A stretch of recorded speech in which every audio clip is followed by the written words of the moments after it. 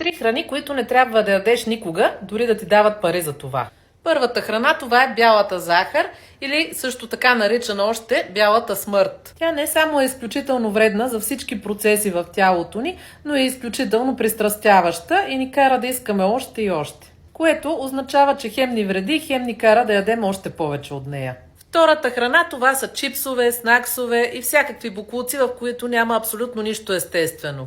В тях има всякакви химии и пристрастяващи вещества, като натриев глутамат и други, които ни карат да ядеме още и още от тях, пристрастяват ни, а същевременно изключително много вредят на нашето здраве. Третото, това са безалкохолните напитки, като кола, натурални сокове, студени чайчета.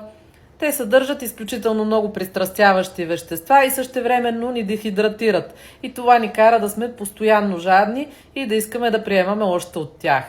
По този начин увреждат нашето тяло и също така се и пристрастяваме, като с горните две храни. Тези продукти не само изобщо не трябва да ги консумираме, но и не трябва изобщо да се свързват с думата храна, защото това не е храна, а това е отрова. Ако и ти смяташ, че тези неща изобщо не трябва да се наричат храна, напиши да в коментарите.